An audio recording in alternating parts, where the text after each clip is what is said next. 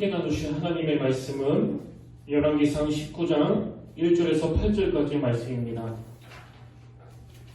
열왕기상 19장 1절에서 8절까지의 말씀입니다. 구약 546페이지에 있습니다. 열왕기상 19장입니다. 1절에서 8절까지의 말씀, 저와 여러분 한 절씩 교독하시고 마지막 8절은 다시 한 목소리로 봉독하겠습니다.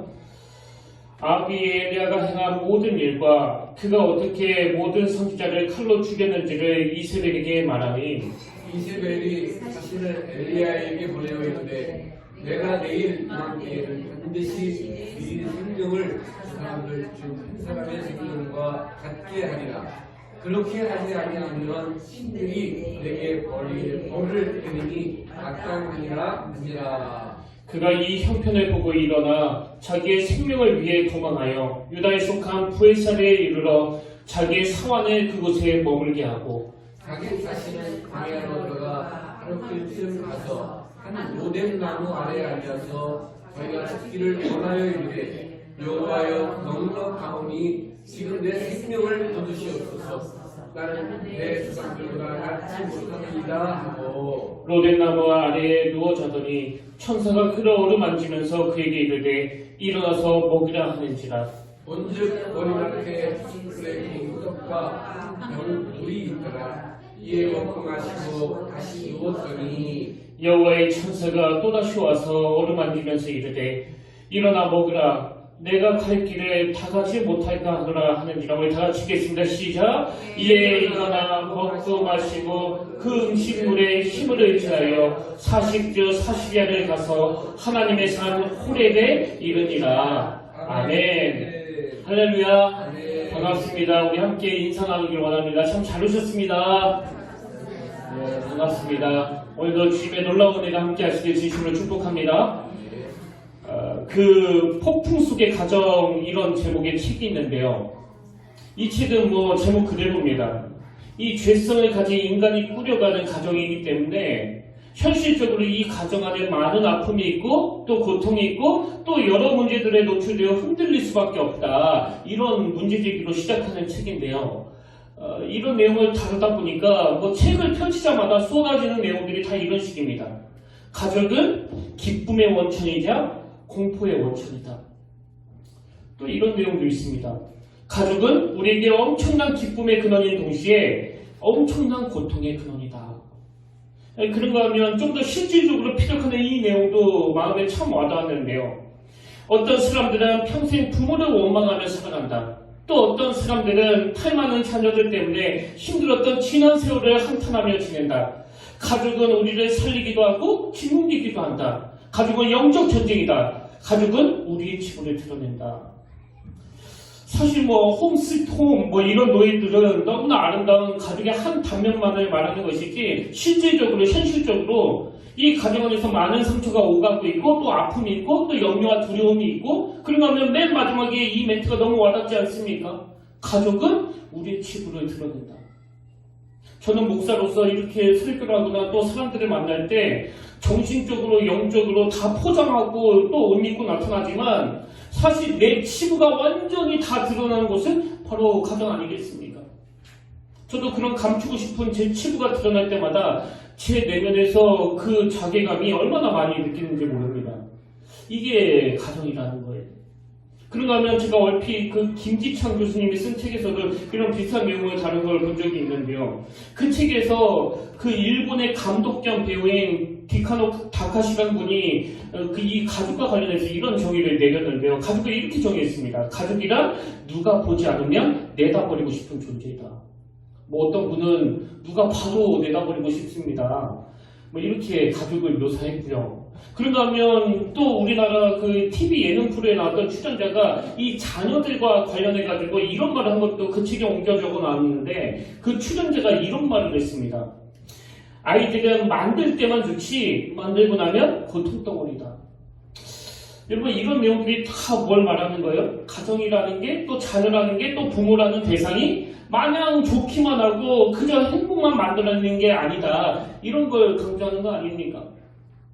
그리고 지금 오늘 현실을 보면은요, 이런 말들이, 이런 글들이 절대로 과장이 아니라는 걸 뭐 증명하고 있는 것 같습니다. 예를 들면은, 여러분 그 코로나 바이러스 이후에 생긴 신조어가 있다는 거 다 아시죠? 코로나 이온. 코로나라는 단어하고 이온이라는 단어가 결합을 해가지고 신조어를 만들었는데, 코로나 이온. 지금 뭐 재택근무니 사회적 격리니 그래가지고 이제 부부가 한 집안에서 같이 머무는 경우들이 점점 많았다 보니까 뭐 제 생각에는 평소에 그렇게 직장생활 때문에 바쁘고 집에 늦게 들어오고 해서 부부간의 대화가 오고 또 오해가 쌓이고 했던 걸 이번 기회에 잘 풀고 또 부부간의 금슬을 회복할 수 있는 기회가 되겠다 이런 생각을 했더니 웬걸요? 그게 오히려 이혼을 만들어냈다는 겁니다. 그리고 이런 일은 우리나라만의 문제가 아니고요. 심지어 그 프랑스나 영국 같은 경우는 그 가정폭력이 늘어났는데 제가 어느 글을 보니까 프랑스가 이제 코로나19가 발생하고 나서 이동 제한령을 내렸는데요. 사람들이 가정 안에 계속 머무는 그런 명령을 내린 이유로 프랑스 전역에서 가정폭력이 32% 늘어났다는 거예요. 그리고 수도인 파리는 더 심해가지고 가정폭력이 36%나 늘어났다는 겁니다. 영국도 마찬가지예요. 영국도 코로나 이후로 가정폭력이 20%가량 늘어났다. 사실 뭐 그 선진국이라고 하는 유럽이 그런 기사를 토해내는 거 보고 제가 위로를 참 많이 받았습니다. 아, 이게 우리나라만의 문제는 아니구나. 그리고 지금 뭐 중국도 일본도 이 코로나19 이런 신조로부터 자유롭지 못하다는 그런 글들을 제가 많이 접하고 있거든요. 이게 뭘 의미하겠습니까? 지금 미국, 영국, 프랑스, 중국, 일본 할 거 없이 이 죄성이 가진 인간이 만들어가는 가정은 문제가 많다는 거예요. 그리고 지금 이런 가정들이 점점 더 많아지고 있고 마치 브레이크가 고장난 그 기차처럼 가족들마다 위태로운 상황이다. 흔들거리고 있다. 뭐 이런 일도 여러분 꽤 심각한 상황이 있지만요. 사실 저는 오늘 이 가정 안에서 이 아버지 부재 현상 이게 더 심각한 상황이라고 생각합니다. 그 2004년도에 영국 문화원이 이제 영어를 사용하지 않는 102개 국가를 상대로 그 설문조사를 했는데요. 뭐 당연히 그 안에 우리나라도 포함되어 있겠죠. 영어를 쓰지 않는 102개 국가에 있는 그 외국인들 중에서 무려 4만 명을 대상으로 조사했으니 뭐 이건 뭐 표본조사가 아니고요. 거의 모집단이에요. 모집단. 실질적인. 그래서 4만 명에게 던진 질문이 뭐냐? 당신이 생각하는 가장 아름다운 영어 단어는 무엇입니까? 그랬더니 1위가 여러분이 생각하시는 잘 아시는 그 단어예요. mother, 엄마, 어머니. 이게 가장 아름다운 영어 단어 1위에 뽑혔습니다. 그렇게 영국 문화원이 설문조사를 하면서 세상에서 가장 아름다운 영어 단어를 70위까지 발표했는데요. 놀랍게도 아버지를 뜻하는 father이라는 단어가 70위권에도 이름이 없다는 거예요. 정말 웃기는 건요. 펑킨, 호박 이게 40위고요. 호주의 그 대표적인 동물 캥거루가 그게 50위예요. 물론 아버지라는 존재가 뭐 호박보다 못하고 또 이 캥거루보다 못하다는 의미는 아니겠지만 아니 어떻게 세상에서 가장 아름다운 단어에 호박이 40위에 들어가는데 그 부모의 두 주체 중에 한 주체인 어머니는 가장 아름다운 언어의 1위로 들어갔는데 또 다른 한 주체인 아버지는 70위권에도 들어가지 못했다. 이게 뭘 의미하겠습니까? 아버지라는 존재가 지금 현실 가정 안에서 어떻게 자리매김하고 있는지를 보여주는 거 아닙니까? 그 하버드 대학교 조세핀 킹 교수님이 쓴 아버지 이펙트라는 책이 있는데요. 뭐 이름이 조세핀 킴이니까 무슨 한국계 미국인 같지 않습니까? 근데 이분이 그 책에서 아버지에 대해서 이런 이야기를 하는데요. 예전에 그 자녀들 머릿속에 각인되는 아버지는 이 가족들을 위해서 몸이 부셔져라 이라는 그런 이미지를 갖고 있었다. 그러면서 이제 자기 이야기를 하는데요. 그 교수님도 아버지가 늘 아침 일찍 집을 나가서 밤 늦게까지 일하다가 돌아오시는 그 모습이 이 마음에 한편으로는 감동이 되고 또 한편으로는 부담이 돼가지고 이 교수님도 어릴 때부터 이제 내가 열심히 공부해서 나중에 우리 아버지 호강시켜드려야 되겠다. 이런 생각을 가지고 열심히 공부를 했다는 겁니다. 뭐 얼마나 열심히 했으면 그 하버드 대학교 교수님이 됐겠냐고요. 이게 우리 위대 시대의 아버지 상이에요. 솔직히 말하면요. 지금 젊은 아빠들에 비하면 그 옛날 아버지들은 좀 무뚝뚝하시고 또 걸핏하면 매드시고 그렇게 좀 호의적이고 호감이 주는 대상이 아니셨어요. 그럼에도 불구하고 이 아버지라는 존재가 자리매김을 하고 있었기 때문에 뭐 저 같은 경우도 어렸을 때에는 이제 건너방에서 제 동생이랑 막 소리 지르면서 말싸움하고 있으면은 아버지는 그냥 안방에서 그 헛기침만 하셨어요. 이게 지금 아버지 안방에 계시다 이 메시지를 주는 거 아닙니까? 그거 하나만으로도 형제간의 싸움이 정리가 될 만큼의 그 질서가 유지되던 그게 아버지의 존재였다는 겁니다. 제가 최근에 본 글에도요, 지금 뭐 그 친구 같은 아버지 이런 이야기를 많이 하는데 사실은 그 가정 전문가들이 보기에 이 친구 같은 아버지가 가지고 있는 위험이 굉장히 많다는 겁니다. 이 친구 같은 아버지가 되기 위해서는 먼저 이 아버지의 존재가 자리매김이 돼야 되는데 그냥 친구 같기만 한 아버지. 이게 뭘 의미합니까? 그 아버지의 모습에서 친구 이상의 감정을 못 느끼다 보니까 그래서 이 보고 배우고 따르고 하는 이 샘플이 없어지다 보니까 여러 부작용을 낳고 있다는 그 얘기 아니겠습니까? 그래서 조세핀 킹 교수님이 쓴 아버지 이펙트라는 그 글에 보면은 그 저자가 어린 학생들에게 이런 질문을 던지는 내용이 나오는데요. 자녀들을 대상으로 이렇게 물은 거예요. 아빠가 일찍 나가서 밤 늦게까지 일하느라 집에 못 들어오시면 너는 어떤 생각이 드니? 그랬더니 돌아온 대답이 딱 한마디였다는 겁니다. 뭐 일하는 게 좋은가 보죠. 그 아버지에 대해서 별로 관심도 없고 뭘 하시는지 상관도 없다는 이런 뉘앙스가 좀 담겨져 있는 거 아닙니까?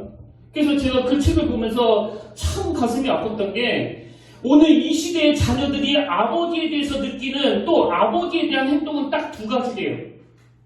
아버지를 싫어하거나 아버지에게 무관심하거나 이 두 가지로 아버지를 기준 지을 수 있다는 겁니다. 근데 여러분 이런 말들이 절대 과장이 아닌 게요. 이런 통계가 있습니다. 실질적으로 아버지들은 자기 자녀가 무슨 고민에 빠질 때 자기를 찾는다. 이 아버지를 찾는다. 이런 생각을 많이 하고 있다는 거예요. 그래서 설문조사에서도 자기 자녀가 고민이 있을 때 가장 먼저 나를 찾는다. 그렇게 생각하는 아버지가 무려 51%나 나왔는데요. 놀랍게도 당사자인 자녀들을 대상으로 조사해보니까 자녀들이 어떤 고민에 빠질 때 가장 먼저 아버지를 찾는다라고 대답하는 자녀들은 4%에 불과하다는 거예요. 이런 지나친 모계중심. 저는 우리나라 입시가 이거를 부추긴다고 생각하는데 그래서 뭐 아이들이 조항대학교에 가려면 이 세 가지 조건을 갖춰야 된다. 그 세 가지 조건 중에 첫 번째가 할아버지의 재력. 이게 참 괘씸한 말이에요. 할아버지의 재력. 그 다음이 엄마의 정보력. 그 다음에 세 번째가 아버지의 무관심. 끼어들지 말라는 거예요. 아버지는 그냥 돈만 대주고 무관심한 게 자녀 교육에 도움이 된다. 이런 말들이 공공연하게 회자되고 있는 이 현실이 이 지나친 모계중심 현상, 또 아버지 부재의 현상. 여러분 이게요 아버지만 슬프게 하는 게 아니에요. 오늘날 우리 어머니들에게 과도한 자녀 교육에 짐이 지어져서 뭐 견딜 수 없이 무거운 짐으로 힘들어하는 게 이 시대의 또 어머니들의 모습 아니겠습니까? 그래서 저는 지난주에 이런 생각들을 쭉 하면서 이제 앞에서 언급했던 그 폭풍 속의 가정이라는 책을 제가 읽으면서 저는 이 책에 나오는 표현 하나가 정말 대안이라고 생각합니다. 이런 표현이 있더라고요. 가족은 영적 전쟁의 장이다. 가족은 영적 전쟁의 장이다. 뭐 사회적으로 남녀가 만나가지고 연애하다가 이루는 게 가정이다. 이렇게 이론적으로 분석하는 게 아니고요. 예수 믿는 우리는 이런 가정에 대한 현실을 영적인 문제로 풀어야 된다는 거예요. 이런 문제에서 저는 이 폭풍 속에 흔들거리는 현실적인 가정들을 생각하면서 진짜 방법이 없는 건가? 진짜 대안이 없는 건가? 고민을 많이 했습니다. 왜냐하면 저도 한 가정의 구성원이고 또 한 가정의 가장이기 때문에 그렇고 사실은 저도 그 가정 안에 들어가면은 이런 문제로 많은 고심을 하고 씨름을 하고 있는 한 남편에 해당되기 때문이거든요. 정말 대안은 없는 건가? 그러다가 제가 오늘 본문에 나와 있는 열왕기상 18장 19절을 떠올리게 되는데요.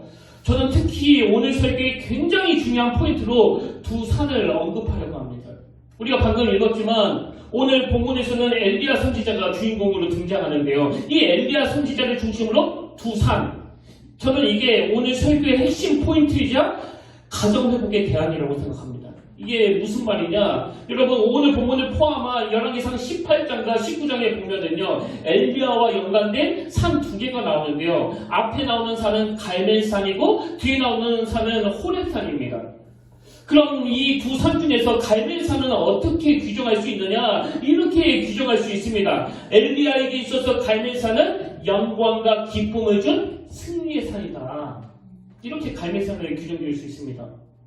자, 열왕기상 18장과 18장 19절 20절을 한번 보십시오. 그런저 사람을 보내온 이스라엘과 이세벨의 생에서 먹는 바알의 선지자 450명과 아세라의 선지자 400명을 갈멜산으로 모아 내게 나오게 하소서. 아비의 이스라엘의 모든 자손에게 사람을 보내 선지자들을 갈멜산으로 모으니라. 지금 여기 두 번에 걸쳐서 갈멜산이 나오고 있는데요. 여러분 다 아시잖아요. 엘리야는 바알과 아세라 선지자 850명에게 도전장을 던집니다. 그리고 여호와의 능력에 불을 구합니다. 하나님 능력을 허락하여 주시옵소서. 그래서 놀랍게도 무려 850명 대 1의 승리를 경험하는데요. 그 승리를 경험한 산이 바로 이 갈멜산이에요. 그래서 이 엘리야에게 있어서 이 갈멜산은 무한 영광의 산, 하나님의 능력을 경험한 산입니다. 여기에 반해가지고 그 두 번째 나오는 호렙산은요, 엘리야가 경험했던 영광의 산, 이 갈멜산과 달리 절망과 수치로 상징되는 산이에요. 왜냐하니까 이제 엘리야가 막 갈멜산에서 엄청난 하나님의 능력을, 그 불을 경험해서 승리를 하는데요. 그 승리의 기쁨이 채 가시기도 전에 복병을 만나게 되는데, 그 당시 최고 권력자 아합왕의 아내 이세벨이 강력한 도전장을 선언한 거예요. 그게 오늘 본문 열왕기상 19장 1절 2절의 내용입니다. 아합이 엘리야가 행한 모든 일과 그가 어떻게 모든 선지자를 칼로 죽였는지를 이세벨에게 말하니 이세벨이 사신의 엘리에게 보내어 이르되 내가 내일 이맘때에는 반드시 내 생명을 저 사람 중에 한 사람의 생명과 같게 하리라. 암살하겠다는 거예요. 죽이겠다는 겁니다. 여러분 이게 그 지나가는 어떤 사람이 그냥 막 열받아가지고 툭 던지는 악담이 아니고요. 그 당시 최고 권력자의 아내예요. 왕비예요. 그가 사신을 보내어 공언을 한 거예요.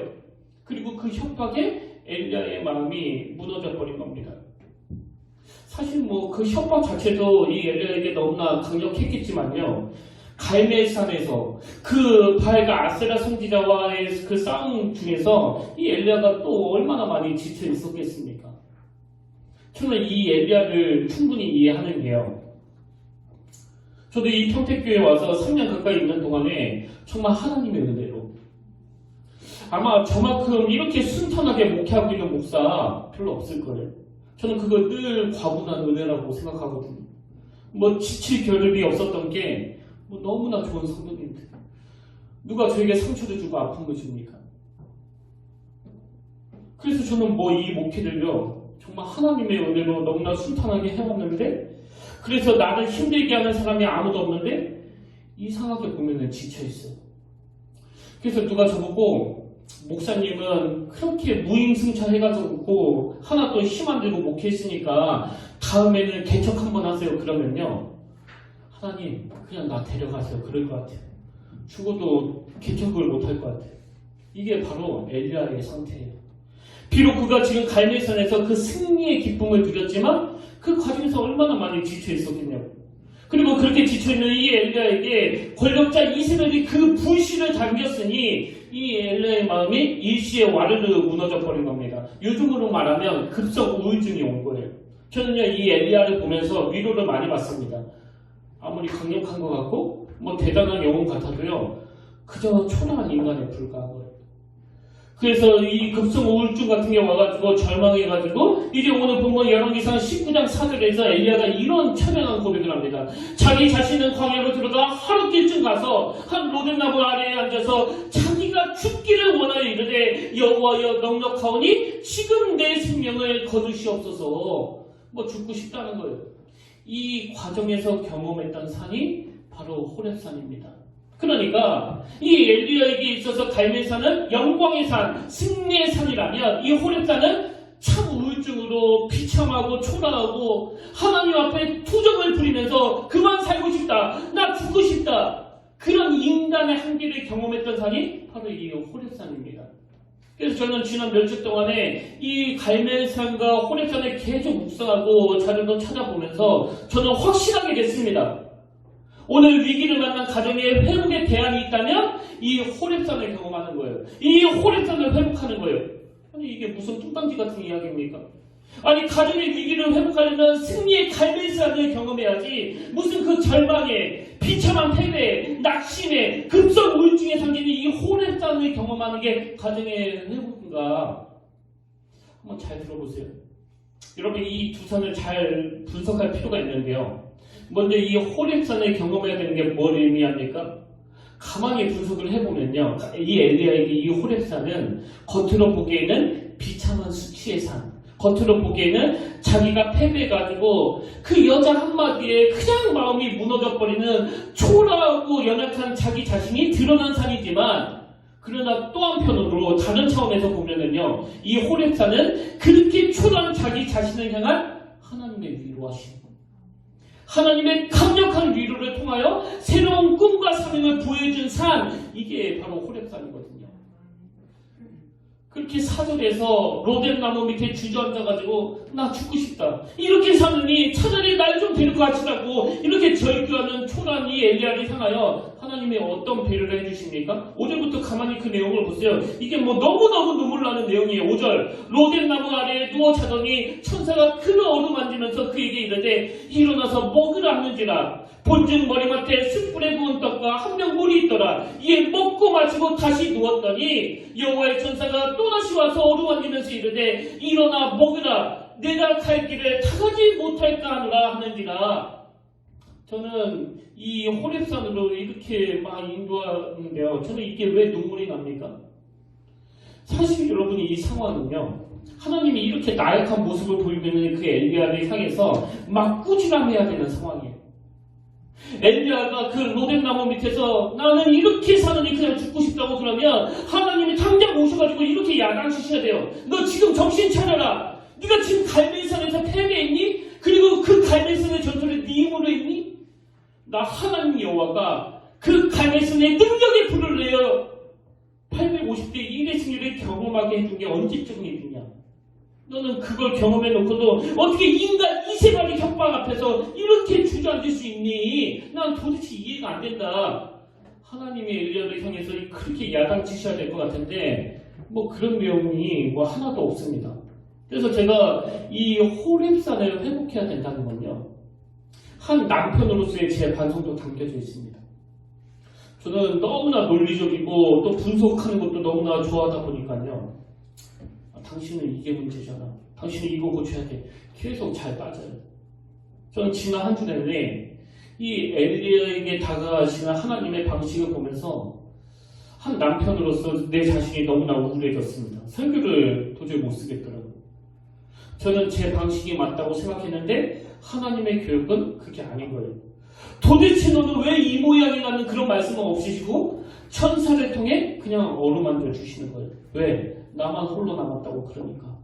그래서 제가 이 호렙산에 임하신 하나님을 분석해 보니까요. 여기에 그 두 가지 의미가 있더라고요. 여러분 첫째로 제가 호렙산에 임하신 하나님의 모습을 보면서 발견한 그 두 가지 의미 중에서 그 첫 번째가 뭐냐? 초라해진 엘리야를 꾸짖지 않고 품어주시는 하나님이시라는 겁니다. 여러분 오늘 가정이 왜 이렇게 위기를 만났습니까? 우리 윗대 부모님보다도 지금 우리가 훨씬 더 학력도 좋고 또 수많은 정보를 접하고 있지만 오늘날 이 시대의 부모가 가지고 있는 그 치명적인 문제가 뭐냐? 오늘 가정을 거대한 갈멜산을 만들어 놓은 거 아닙니까? 맨날 이 갈멜산만 추구하는 부모. 너 능력 받아야지. 너 불 받아야지. 그래야지 좋은 대학 좋은 직장 가지. 온통 이 가정에서 일어나고 있는 건 어떤 기능적인 것만 요구하는 그 850대 1로 싸워 이기는 방법 10가지 이런 것만 난무하는 가정 아닙니까? 왜 남편들이 왜 아내들이 이렇게 위축되어 있습니까? 이 점에서 아내들이 참 반성해야 되고 또 우리 남편들이 반성해야 되는 것. 우리는 배우자를 너무나 기능으로 대하고 있다는 거예요. 갈멜산의 관점으로 대하는 거 아닙니까 우리가? 당신은 무능하다고. 당신은 돈 못 벌어와가지고 우리가 이렇게 지금 살고 있는 거 아니냐고. 나는 당신이 지혜로운 여자인 줄 알았는데, 나는 당신이 능력 있는 여자인 줄 알았는데, 그 심지어는 그 못된 남편들 중에는 나는 당신의 친정이 부자인 줄 알았는데, 이 기능만 요구하는 가정. 예수 믿는 우리도 절대 일리가 아니라고 생각합니다.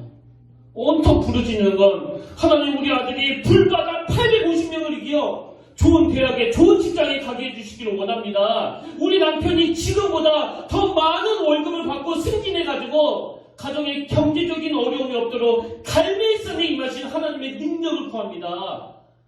그래서 여러분 가정 회복에 결정적인 그 중요한 열쇠가 있다면 호렙산을 구하는 거예요. 잘하려고 했는데 잘할 수 없었던 아버지를, 잘하려고 했는데 그렇게 할 수 없어 한숨 짓고 있는 어머니를 마음으로 이해할 수 있는 자녀로 만들기 위해서는 우리 부모님들이 자녀들에게 이 호렙산을 경험하도록 도와줘야 된다는 겁니다. 그래서 우리 자녀들이 그 밖에서 깨지고 성적이 나오지 않고 취업이 안 돼서 힘들어하고 있을 때 의도적으로 묻지 않고 의도적으로 따지지 않고 그저 잘 차려 먹이고 힘을 북돋아주는 부부. 그런가 하면 제가 두 번째로 발견한 이 호렙산에 임하신 하나님은요, 세미한 음성을 통해 엘리야의 생각을 교정해 주신 하나님, 엘리야의 생각을 교정해 주셔서 새로운 꿈을 품고 새로운 사명을 갖게 해주신 하나님, 이게 호렙산의 하나님이세요. 여러분 한번 이 호렙산에서의 하나님의 특별 과외를 그 시청각을 동원해서 주의 깊게 보십시오. 자, 오늘 본문 열왕기상 19장 11절 12절입니다.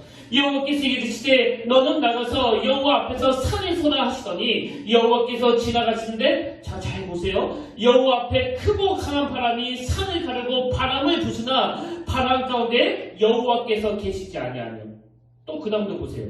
바람 후에 지진이 있으나 지진 가운데도 여호와께서 계시지 아니하며, 또 지진 후에 불이 있으나 불 가운데도 여호와께서 계시지 아니하더니 불 후에 세미한 소리가 있는지라. 지금 지쳐있는 이 엘리야에게 하시는 하나님의 특별 과외가 뭐예요? 보통 이 구약에서는 바람이나 지진이나 불은요, 하나님 임재의 상징이거든요.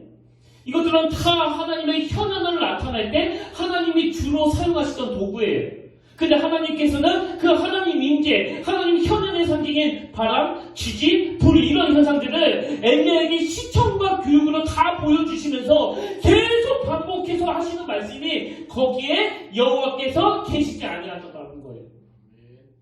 그러면서 하나님의 대안, 그 강조점을 달리한 12절을 다시 한번 보십시오. 지진 후에 불이 있으나 불 가운데도 여호와께서 계시지 아니하더니 불 후에 세미한 소리가 있는지라. 여러분 엘리야가 왜 낙심했습니까?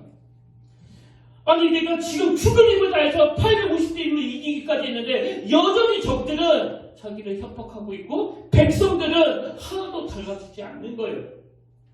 그렇게 낙심해 있는 엘리야에게 하나님께서는 어떤 현상으로, 외적인 특징으로 사람이 변화되는 것이 아니라 사람이 변화시키는 건 하나님의 말씀이다. 세미한 음성이다. 그렇게 특별 교육을 시키고 계시는 거예요. 여러분 이게 왜 중요한가 하냐면요, 한번 생각해 보세요.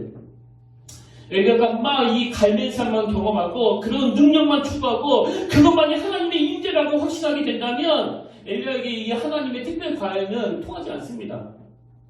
근데 너무나 비참하게 이 로뎀나무 밑에 죽기를 구할 정도로 비참한 자기 상태를 경험했기 때문에, 그렇게 마음이 다 비워진 상태였기 때문에 호렙산에서의 이 하나님의 특별 과외가 통하게 된 거 아닙니까? 그래서 제가 오늘 여러분에게 질문 하나를 던져 드릴 테니까요, 이 예배가 끝나고 집에 가시면 이걸 가지고 한번 같이 나눠보세요.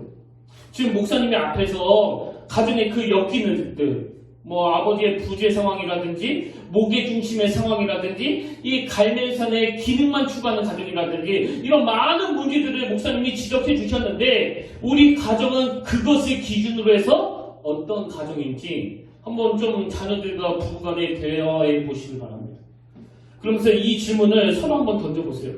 혹시 우리 가정도 이 엘리야가 경험한 갈멜산의 능력만 추구하는 가정은 아닌지 한번 물어보세요. 여보, 내가 당신에게 갈멜산의 능력만 추구하는 그런 남편은 아닌지, 그런 아내는 아닌지. 여러분 오늘 우리가 정말 가정에서 그 자녀들에게 또 배우자에게 그저 기능적으로 갈멜산에서 850명 무찌르는 비결 10가지 또 하나님 앞에 온통 기도 제목이 불 내려달라고 불 이런 걸 추구하는 교육만 한다면요 바로 그 잣대 그대로 자녀들이 우리를 그렇게 대할 거예요. 우리가 나이가 들어갈수록 우리 아버지는 너무나 무능하다고. 여러분 오늘날 저는 정말 우리 어른들을 위해서 기도합니다. 왜? 지금 청년들은 이 기성세대들이 인정이 되지 않기 때문에. 그래서 이 아버지들이 절규처럼 하시는 이야기가 자꾸 그런 이야기를 하세요. 내가 지금은 이래도 말이야. 그 젊을 때는 850대 1로 내가 갈멜산에서 이긴 사람이야. 왜 이래? 네 아버지가 이런 사람이야. 이런 이야기를 자꾸 하시는데 애들이 그 접수를 안 해줘요. 뭐 과거가 중요합니까? 지금이 중요하죠. 여러분 우리가 자녀들로부터 이런 초라한 평가를 받고 싶지 않다면 우리도 자녀를 갈멜산이 아니라 호렙산으로 대해야 됩니다. 호렙산으로. 초라해질수록 이 가정에서 위로를 경험할 수 있도록 초라할수록 이 가정에서 회복을 맛볼 수 있도록 저는요 이 가정의 진정한 회복은 부모가 자녀들 앞에서 울 수 있는 자리까지 가는 거라고 생각하거든요. 아이들에게 마음껏 울 수 있는 아버지 또 어머니 이게 바로 호렙산이에요. 이런 생각을 하게 된 건요 제가 한 2주 전입니다. 저에게 호렙산은 늘 새벽이거든요. 뭐 장소 불문하고 저에게 호렙산은 늘 새벽이에요. 제가 뭐 다른 여러분들에게 오픈하지 못하고 말씀드리지 못하겠지만 저희 집에도요 도저히 회복이 안 되는 문제가 있었습니다. 한 7년 전에 저희 누나랑 제 동생이랑 심하게 다툰으로 뭐 지금까지 거의 뭐 단절이 된 상태로 그렇게 지내고 있는데요. 아무리 부모가 또 형제가 7년 동안 노력하면서 화해를 종용해도 이 관계 회복이 도저히 어려운 거예요. 우리 힘으로는 역부족인 겁니다. 그래서 그게 늘 우리 가정의 그 기도 제목이었는데요. 한 2주 전쯤에 한 새벽 3시 정도 됐을 거예요. 한참 말씀을 다듬고 있는데 제 동생한테 갑자기 전화가 와서 받았더니 막 울면서 하는 말이 형, 나 너무나 죽고 싶어.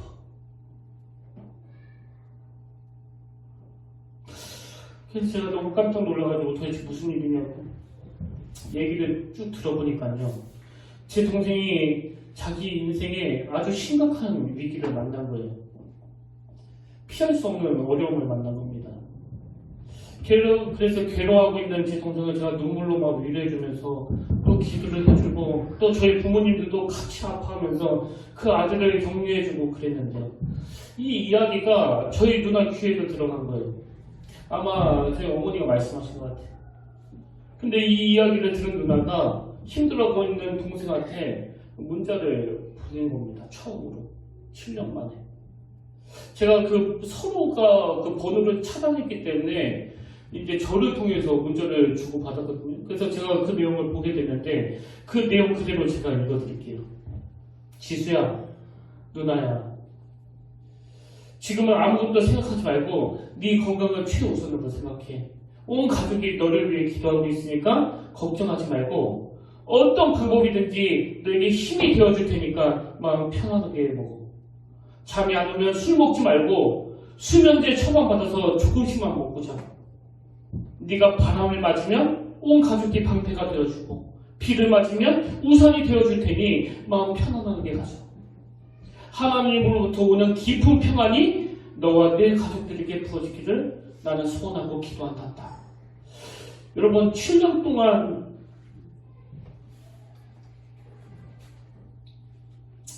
동생과 단절했던 누나가 그 마음에 긍휼한 마음이 부어지면서 품어주는 그 자리까지 가게 된 건요.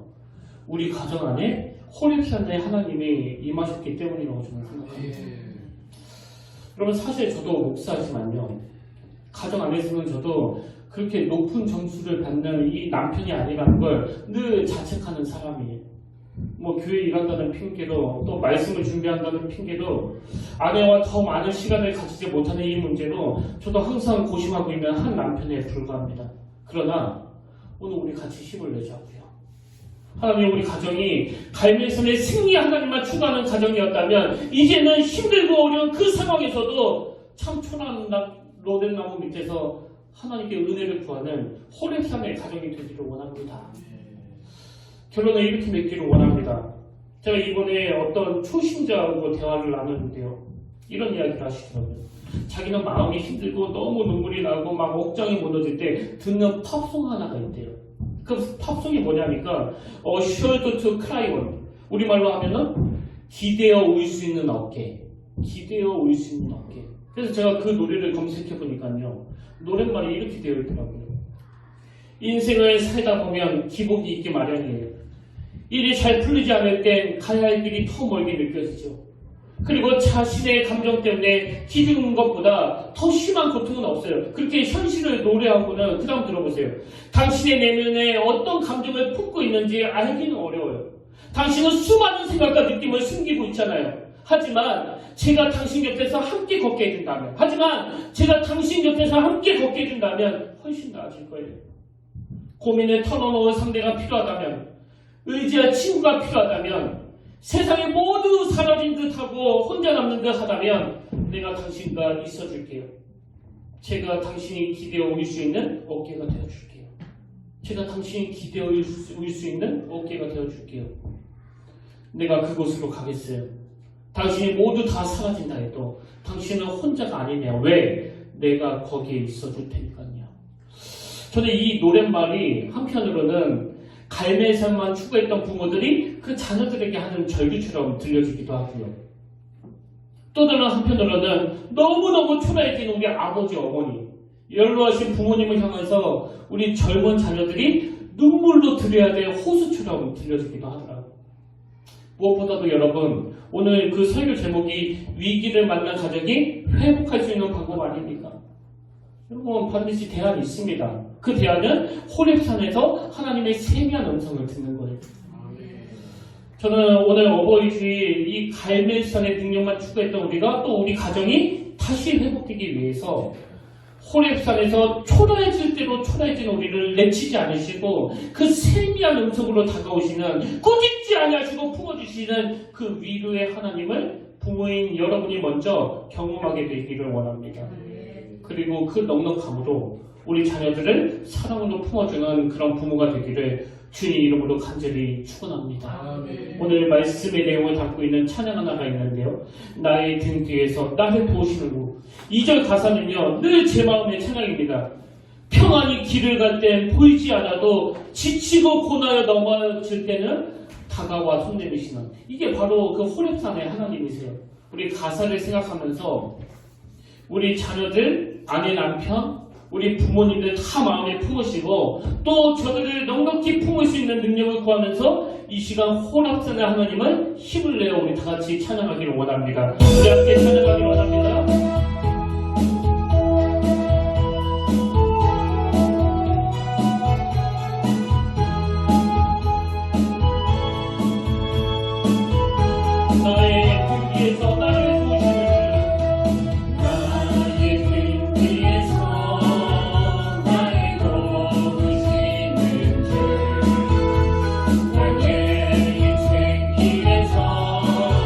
지치고 또 나의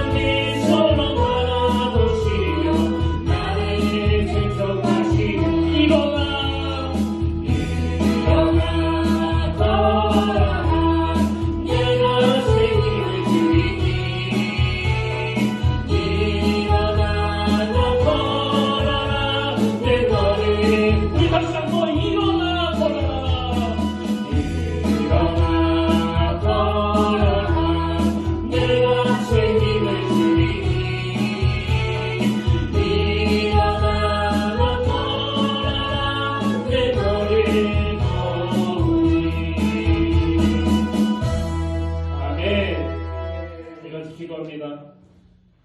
살아계신 하나님 아버지, 오늘 평택교회 모든 가정들이 이 호렙산의 하나님을 경험하기를 원합니다.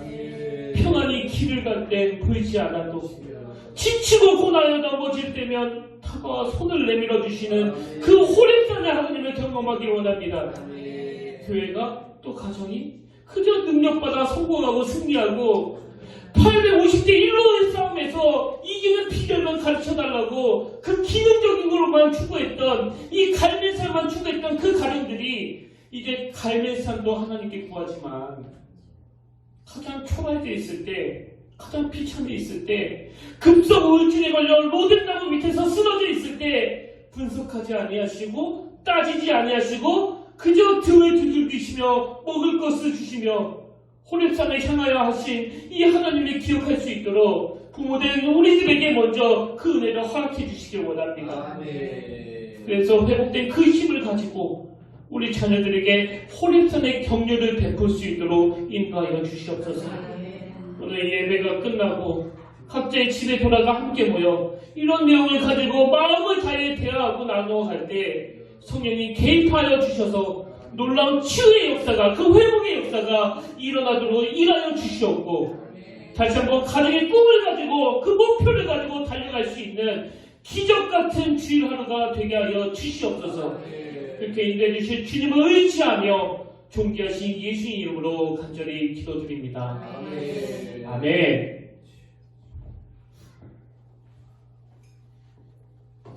오늘은 예배 끝나고 식사가 있고요. 그리고 또 우리 성관사님께서 그리고 장로님께서 이렇게 수고해 주신 것 같습니다. 그래서 식사하고 또 부대찌개죠?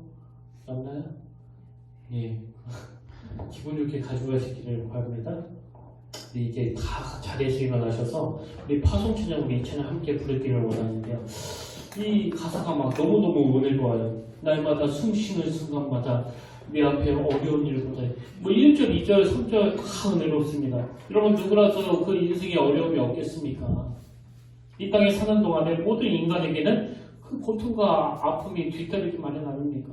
근데 그 다음 가사를 보니까요, 주님 앞에 이 몸을 맡길 때 슬픔 없네, 두려움 없네.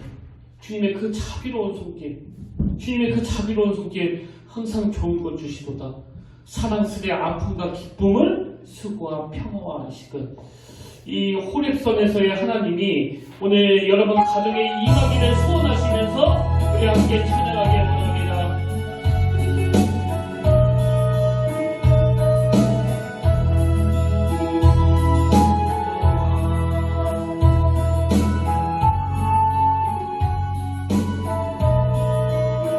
우리 함께 찬양합니다. 날마다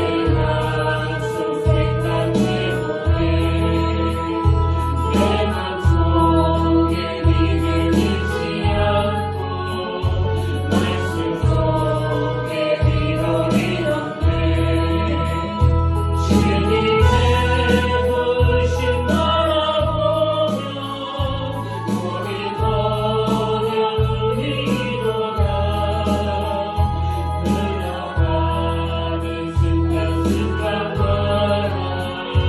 주님 약속. 우리 3절 다시 한번 찬양합니다.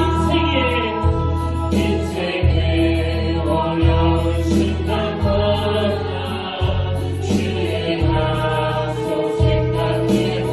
내 맘속에 내 맘속에 믿음 잃지 않고 말씀 속에 위로를 얻네. 주님의 부르심 바라보며 우리 어려운 일보다 흘러가는 순간순간마다 주님 약속해가 옵니다. 아멘. 살아계신 하나님 아버지, 가정의 달 5월을 맞이하여 오늘 우리 부모님들을 생각하고 자녀들을 기억하면서 하나님 아버지의 은혜를 구하며 기도합니다. 오늘 많은 가정들이 지쳐있고 또 위기를 만나 힘들어하고 있는데 아버지, 먼저 그런 기능의 가정으로 전락시킨 거 아버지 앞에 회개하길 원합니다. 용서하여 주시옵소서. 하나님, 우리 모든 가정들이 엘리야가 경험한 그 호렙산의 하나님을 만나게 하여 주시고 무엇보다도 눈으로 보여지는 그 강력한 무엇이 아니라 하나님의 그 세미한 음성에 귀를 기울이도록 인도하여 주시옵소서. 그래서 우리 가정이 정말 진정한 회복이 일어나는 영적인 현장이 되게 하시고 하나님의 위로하심과 품어주시는 그 사랑을 경험하는 회복의 장소가 되게 하여 주시옵소서. 이제는 우리 주 예수 그리스도의 은혜와 하나님 아버지의 탐없는 사랑과 성령님의 감동, 감화, 위로 교통 충만하시는 역사가 오늘 엘리야처럼 갈멜산에 임하신 능력의 하나님, 호렙산에 임하신 위로의 그 하나님을 경험하면서 다시 힘을 내어 달려가길 원하는 모든 가정들과 모든 주의 자녀들 머리 위에 지금부터 영원까지 함께 하시기를 간절히 축원하옵나이다. 아멘.